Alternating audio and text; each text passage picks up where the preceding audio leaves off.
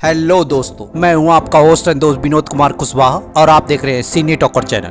तो आज के इस वीडियो में हम टाइटन सीजन 3 के एपिसोड नंबर 13 की स्टोरी आपके सामने एक्सप्लेन करने वाले हैं। तो इस एपिसोड की कहानी की शुरुआत ब्रूस वेन के किले से शुरू होती है, जहां पे बहुत सारे पुलिस वाले आने वाले जंग की तैयारी कर रहे हैं। और इसी बीच हम जॉनथन क्रेन को पोएट्री सुनते और देखते हुए देखते हैं। और फिर जॉनथन क्रेन कंप्यूटर से कहकर पोएट्री को बंद करके उसे फ्लेचर को कॉल लगाने को कहता है और उससे बोलता है कि तुम लोग जो भी कुछ कर रहे हो उसे बंद कर दो और मैंने अपना प्लान बदल दिया है और मैं जानता हूँ कि तुम लोग इस मिशन को कंप्लीट करके बारबर गार्डन को एक सबक सिखाना चाहते हो, लेकिन मुझे अभी रियलाइज हुआ है कि हमें किसी ऑडियंस की जरूरत नहीं है। लेकिन मैं जानता हूँ कि उसकी किस्मत का फैसला करने में तुम्हें बहुत ज्यादा इंटरेस्ट है और इसीलिए मैं उसे तुम्हें देता हूँ और तुम जो कुछ भी उसके साथ करना चाहते हो वो तुम कर सकते हो। और फ्लेचर उसे बताता है कि उसने सिक्योरिटी कैमरे में रेडवुड और डिक ग्रेसन को एक साथ देखा है। और इस बात को सुनने के बाद जॉनथन क्रेन का माथा ठनक जाता है और फिर कंप्यूटर को आदेश देते हुए शहर में लगे हुए बमों के टाइमर को एक्टिवेट कर देता है। और इधर हम देखते हैं कि वी यानी कि कमिश्नर गॉर्डन की सेक्रेटरी पुलिस वालों को समझाते हुए उससे कहती है कि कमिश्नर गॉर्डन अभी भी तुम्हारी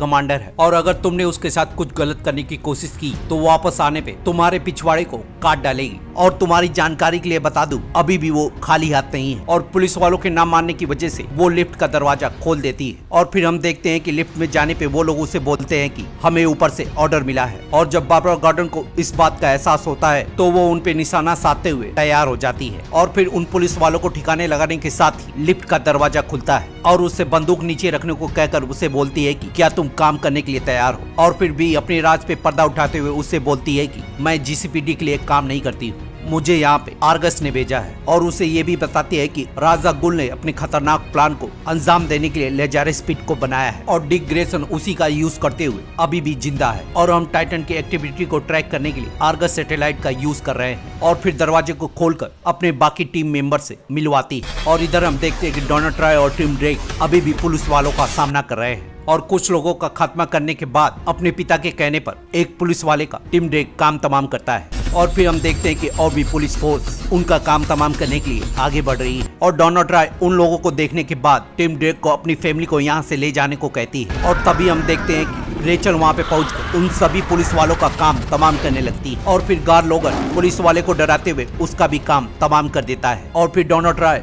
मर के जिंदा होने के बाद रेचल से फिर से एक बार गले लगती है। और लोगन के गले लगने के साथ ही रेचल उससे बताती है कि डिक ने उसे यहाँ पे भेजा है ताकि वो लोग फिर से एक बार टाइटन को इकट्ठा कर सके। और फिर हम देखते हैं कि टिम ड्रेक की फैमिली इस जंग में टाइटन का साथ देने के लिए और गौथम को बचाने के लिए उसे डोनाल्ड ट्रॉय के साथ जाने की इजाजत दे देती है। और इधर हम देखते हैं कि स्टार फायर को होश आने के साथ ही वो सुपर बॉय के ऊपर बरस पड़ती है। और ब्लैक फायर उसके गुस्से को शांत करते हुए उससे बोलती है कि अगर मैं सुपर बॉय की जगह पे होती तो मैं भी ऐसा ही करती। और जब कोरी उससे बोलती है कि इसने तुम्हारे शिप को पूरी तरह से जला दिया है तो स्टार फायर उसे जवाब देती है कि कभी कभी हमें कुछ पाने के लिए उससे लड़ना भी पड़ता है। और कोरी उसका जवाब सुनने के बाद वहाँ से जाने लगती है। और तभी कमिश्नर गॉर्डन उसके कॉम से कनेक्ट होते हुए उससे बातचीत करने लगती है। और फिर डिक ग्रेसन जेसन को कार से उतारने के पहले उससे बोलता है कि मैं तुम्हें टाइटन के पास नहीं ले जा सकता हूँ, क्योंकि अगर मैं वहाँ पे ले गया तो वहाँ पे फिर से एक नई जंग स्टार्ट हो जाएगी, लेकिन हमें तुम्हारी जरूरत है। और जब जेसन उसे बोलता है कि अब मैं तुम्हारा डर्टी लिटिल सीक्रेट हूँ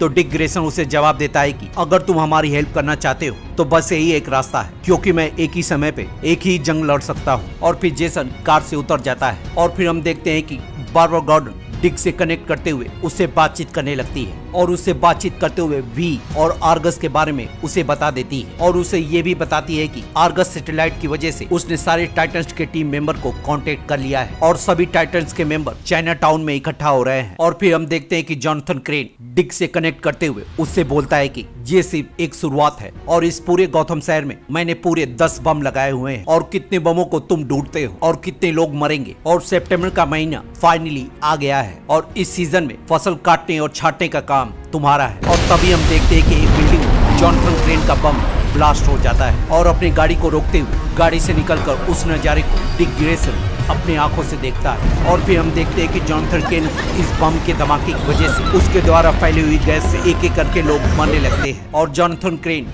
ब्रूस वेन के किले से बाहर निकलकर इस नजारे को देखते हुए बोलता है कि और मैं और जनता जानती है कि सभी बच्चे स्कूलों में क्या सीखते हैं, जिनके साथ बुराई की जाती है वो बदले में बुराई ही करते हैं। और फिर हम जॉनथन क्रेन को इस खौफनाक मंजर को देखते हुए बाहें फैलाकर इसका स्वागत करते हुए देखते हैं। और फिर हम सुबह में एक एक जगह को दिखाकर गौथम शहर की बर्बादी दिखाई जाती है और बारबरा गॉर्डन डिक ग्रेसन को फोन करके बताती है कि इस बम धमाके की वजह से लगभग 500 से 2000 लोगों की मौत हुई है। और फिर हम देखते हैं कि डिक ग्रेसन सभी लोगों के पास जाकर बम की लोकेशन ढूंढने की या उसके बारे में जानने की कोशिश करता है। और जब डिक ग्रेसन कोरी और डोनो के पास जाकर उनसे प्रोग्रेस रिपोर्ट मांगता है तो वो लोग बताते हैं कि इस डेडली टॉक्सिन से बचने का अभी तक उन्हें कोई तरीका नहीं मिला है। और तभी कोरी उसे बताती है कि हम लोग लेजारस पिट का यूज करके इन सभी लोगों को बचा सकते हैं। और डिक उसकी बात सुनने के बाद उन्हें इस पे काम करने को बोलता है और सुपर बॉय से अपना मसला सुलझाने के बाद सभी लोगों को काम रोकने को कहकर उससे बोलता है कि हमें कोई भी बम ढूंढने की जरूरत नहीं है। और बारबरा से फोन करते हुए उससे बताता है कि हम लोग पूरी तरह से गलत जा रहे हैं और हम लोग जोनाथन क्रेन की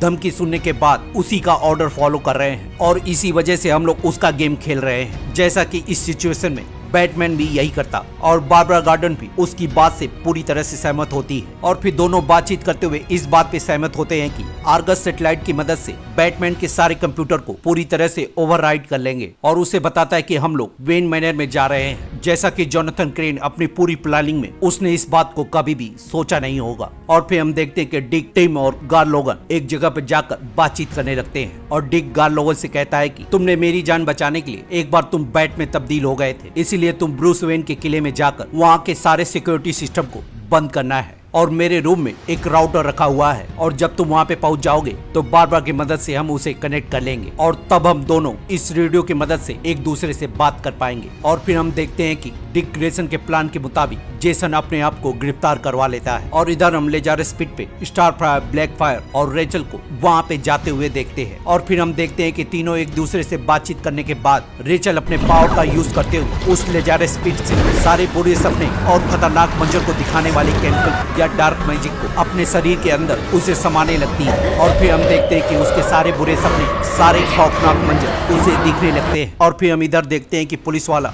जेसन से बातचीत करने के बाद जोनाथन क्रेन को जेसन के बारे में बता देता है और क्रेन इस बात को जानने के बाद उस पुलिस वाले से बोलता है कि उसे नीचे ले आओ और जब ये सब कुछ खत्म हो जाएगा तो हम लोग उसे भी मार डालेंगे। और फिर पुलिस वाले उसका ऑर्डर फॉलो करने लगते हैं। और इधर हम देखते हैं कि गार लोगन एक बार फिर से चमगादड़ बनकर हवाई यात्रा करते हुए खिड़की तक पहुंच जाता है और अपने असली रूप में आने के साथ ही किले के अंदर घुस जाता है और खिड़की खोलने के साथ ही वहाँ पे अलार्म बज जाता है और अलार्म बजने के साथ ही जेसन इसका फायदा उठाते हुए पुलिस वालों को मारने लगता है। और फिर हम देखते हैं कि पुलिस वालों को मारने के बाद वहाँ पे पड़ी हुई बंदूक को लेकर अंदर चला जाता है और फिर गार लोगन ब्रूस वेन के कहने पे अलार्म को बंद कर देता है। और फिर इधर हम देखते हैं कि रेचल के काम खत्म करने के बाद दोनों बहनें अपनी पावर का यूज करते हुए पूरे पिट के केमिकल को एक गोले में समा लेती हैं और राउटर की खोजबीन करने के बाद जेसन और गार लोगन का आमना सामना होता है और फिर गार लोगन डिक ग्रेसन के द्वारा बताए जाने वाले ऑर्डर को फॉलो करने लगता है। और तभी पुलिस वालों के आ जाने की वजह से जेसन और पुलिस वालों में फाइट होने लगती है और गोलियों की आवाज सुनने के साथ ही डिक ग्रेसन टिम ड्रेक को रेडियो पकड़ाकर उससे कहता है कि उससे बोलना कि लाल वायर काटे। और डिक ग्रेसन के जाने के बाद टिम ड्रेक गार लोगन को रेड वायर काटने को बोलता है और गार लोगन रेड वायर काटने के बाद राउटर को उसमें फिक्स कर देता है और राउटर एक्टिवेट होने के साथ ही सिक्योरिटी पैनल का क्वेश्चन सामने आ जाता है। और जब गार लोगन 2 बार पासवर्ड डालने के बाद भी फेल हो जाता है तो टिम ड्रेक उसे सेलिना काइल का नाम इंटर करने को कहता है और नाम इंटर करने के साथ ही आर्गस से कनेक्शन एस्टेब्लिश हो जाता है। और फिर हम देखते हैं कि डिक ग्रेसन भी किले में घुसकर पुलिस वालों को मारने लगता है और जब पुलिस वाला उसके ऊपर बंदूक तान के उससे बोलता है कि इस बार बारबरा गॉर्डन तुम्हें बचाने वाली नहीं है तो डिक ग्रेसन अपने सिग्नेचर मार्क को फेंकते हुए उसका भी काम तमाम कर देता है और फिर केन को चिढ़ाते हुए और मुस्कुराते हुए उसे सलूट मारता है। और फिर इस चीज को देखने के बाद जोनाथन क्रेन और इधर जब डिक ग्रेसन जेसन को अपने साथ आने को बोलता है तो वो उससे मना करते हुए बोलता है कि अब यहाँ से मेरा काम खत्म हो चुका है और अब तुम लोग मिलकर इसे खत्म करो। और उससे ये भी बोलता है कि सारे टाइटन्स के मेंबर्स को बताना मैं इन सभी चीजों के लिए उनसे माफी मांगता हूँ। और जब डिक ग्रेसन उसे थैंक यू बोलता है तो वो उससे बोलता है कि और इधर हम देखते हैं कि स्टार फायर उस गोले को ले आकर आसमान में फेंक देती है और आसमान में जाने के साथ ही चारों ओर बादल छा जाते हैं और तभी हालात बेकाबू होते हुए वहाँ पे बिजली कड़कने लगती है, जिसके बाद वंडर गर्ल लाशों का नमूना दिखाते हुए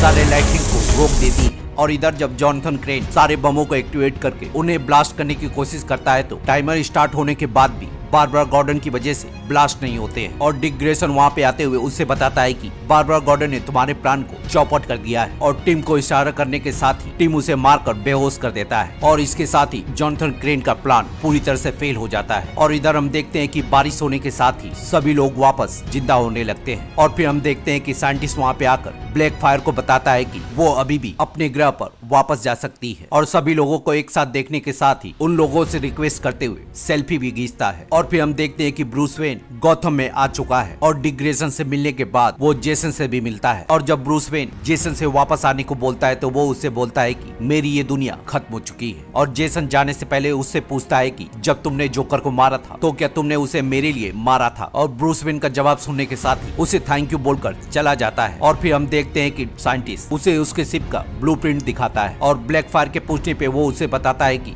सुपर बॉय की वजह से वो इस शिप को उसके लिए फिर से बनाएंगे। और फिर हम देखते हैं कि जीसीपीडी में वंडर गर्ल वी से मिलती है और उससे बातचीत करते हुए वी उसे आर्गस के लिए रिक्रूट करती है। और डिक ग्रेसन वहाँ पे पहुंचकर बारबरा से बातचीत करते हुए उसे बताता है कि वो लोग फिर से सैन फ्रांसिस्को जा रहे हैं। और कमिश्नर गॉर्डन से थैंक यू बोलने के बाद वंडर गर्ल से मिलते हुए उसके साथ निकल जाता है। और जब सब लोग उसका एयरपोर्ट पे इंतजार कर रहे होते हैं तो डिक ग्रेसन और वंडर गर्ल वैनिटी बैंड के साथ पहुंचते हैं। और फिर कोरी अपने बैंड से बातचीत करते हुए उसे गुड बाय बोलती है। और फिर ब्लैक फायर सुपर बॉय से मिलने के बाद उसे बताती है कि वो उसके ग्रह पे साइंटिस्ट के टेक्नोलॉजी की मदद से सांस ले सकता है और वो इसीलिए किसी न किसी दिन उसके घर मिलने के लिए आ सकता है। और फिर दोनों किस करने के बाद एक दूसरे से गुड बाय बोल देते हैं। और फिर हम देखते हैं कि डिक ग्रेसन टिम ड्रेक को ट्रेनिंग देने के लिए उसे नेक्स्ट रॉबिन बनने के लिए चुन लेता है। और फिर हम देखते हैं कि डिक ग्रेसन जॉनथन क्रेन से जेल में मिलता है। और जॉनथन क्रेन उससे बातचीत करते हुए उससे बोलता है कि मैं यहाँ पे इस तरह से कुछ ही दिनों तक रहूंगा क्योंकि इस घर के दरवाजे बहुत सारे हैं और इस घर से बाहर निकलने के सारे दरवाजे मैं जानता हूँ। और डिक ग्रेसन उससे बोलता है कि इस बार ऐसा बिल्कुल नहीं होने वाला है। और फिर हम देखते हैं कि रेचल उसके पास आकर लेजारस पिट के डर को बाहर निकालते हुए उसे उसके अंदर डाल देती है। और उसके अंदर जाते ही जॉनथन क्रेन को अपने सारे बुरे सपने, सारे फियर, सारे कांड याद आने लगते हैं। और इसी के साथ ये सीजन यहीं पे खत्म हो जाता है। तो मिलते हैं किसी और वीडियो में किसी और टीवी सीरीज को एक्सप्लेन करते हुए। तब तक के लिए शुक्रिया।